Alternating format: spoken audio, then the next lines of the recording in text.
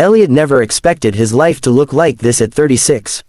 His world revolved around cheap mops, streaky floors, and the tiny hand of his 5-year-old son, Max. Every night after finishing his janitorial shift at the towering Redwood Industries headquarters, he would carry a sleeping Max home, tuck him into bed, and wonder if life would ever be more than survival. Max, with his messy curls and endless questions, didn't mind the late nights. "We're a team, Daddy," he always said. Those 4 words kept Elliot going. On the top floor of the same building worked a man who couldn't have been more different. Adrian Redwood, CEO, Billionaire, always surrounded by bodyguards and sleek cars. He walked through life with confidence and power. But even kings had heartbreaks hidden behind golden walls. For Adrian, that heartbreak was his daughter, Aurora. 8 years old, bright and gentle, Aurora lived with autism. The world often felt too loud, too unpredictable. She struggled with changes, eye contact, and strangers. So despite the limitless resources her father threw at the problem, most people backed away. Teachers, therapists, even family whispered that she was difficult. Paparazzi called her the tragic Redwood heiress. Adrian loved his daughter fiercely, but love didn't mean he always knew how to help her. And the more she retreated into silence, the more he buried himself in work. Their worlds should never have collided. But fate had a way of using the most ordinary people to do extraordinary things. It was the night of the annual Redwood Charity Gala, tuxedos, glittering gowns, and champagne that cost more than Elliot's monthly salary. Elliot wasn't supposed to be anywhere near the ballroom tonight. His job was to clean the executive floors after the party. But Max had dropped his stuffed dinosaur earlier, and the security guard had led him back in to look for it. That's when they heard the crying. Soft at first, then desperate. Behind a partially closed balcony door, Max tugged on Elliot's sleeve. "Someone's sad." Elliot hesitated. He wasn't paid to intervene in CEO problems. Still, he approached the balcony quietly. There she was, a little girl in a sparkling silver dress, curled into herself, hands over her ears, rocking as tears streamed down her cheeks. The music inside was booming, voices rising, flashes from cameras popping like fireworks. Too much stimulation, too much chaos. Elliot recognized her immediately from the news. Aurora Redwood. Before he could think of what to do, Max stepped forward, clutching his little dinosaur. "Hi, I'm Max," he whispered gently. "Do you want Mr. Rory?" He held out the stuffed toy, his act so pure it made Elliot's chest rise with pride. Aurora hesitated, peeking at Max through tear-soaked lashes.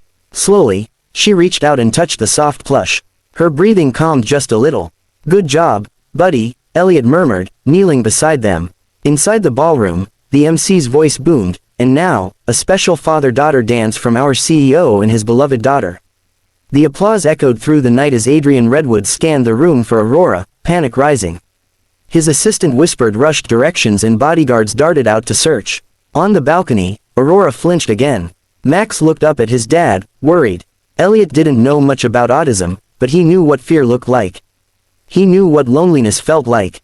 Still kneeling, he softened his voice. "Would you like to go inside?" he asked Aurora. She shook her head fiercely.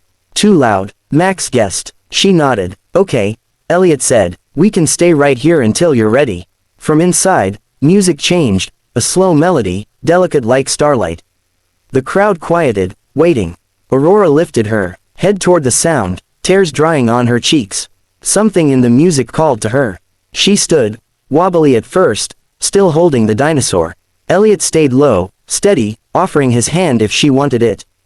To his surprise, she placed her tiny fingers in his palm. Max grinned. "She likes you, Daddy."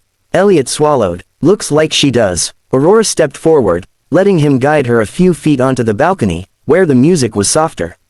She moved awkwardly, unsure of the rhythm. Elliot, not a dancer by any means, simply swayed lightly, letting her lead. Then something magical happened. Aurora smiled. Not a wide grin, just the smallest curl of joy. The kind of smile that meant she finally felt safe. And that was when Adrian burst through the doors. His suit jacket undone, face flushed from worry, he stopped short at the sight before him, his daughter dancing, hand in hand with the janitor. His first reaction was defensive anger. "Hey, who are you and what are you doing with my daughter?" Aurora recoiled instantly, letting go of Elliot's hand. She clutched the stuffed dinosaur to her chest. Elliot lifted both palms. "I didn't mean any harm." She was upset. We were just trying to help. Max stood in front of his dad as if shielding him.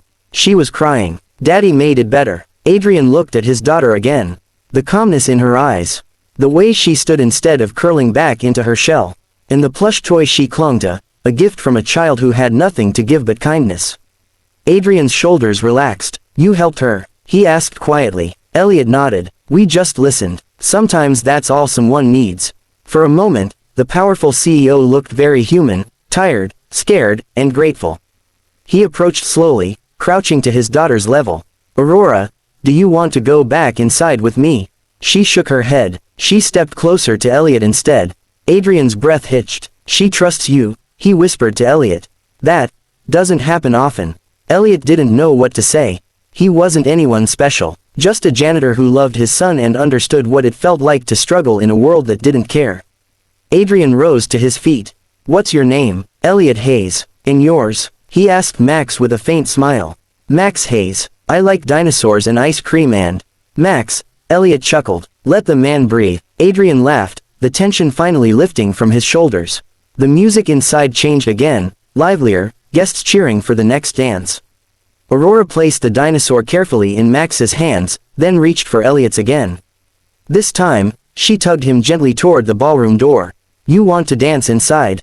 Elliot asked. Aurora nodded. Adrian offered his hand to his daughter too, and after a small glance up at Elliot for reassurance, she took it. The three of them walked inside together, Max skipping happily behind. Cameras flashed. Whispers spread across the room like wildfire. The CEO, dancing with the janitor. But Adrian didn't care. He stepped into the center of the ballroom floor with his daughter and the man who helped her. Elliot felt out of place under glittering chandeliers, yet Aurora squeezed his hand, grounding him. Music swelled. The three of them began to dance, awkward, slow, imperfect.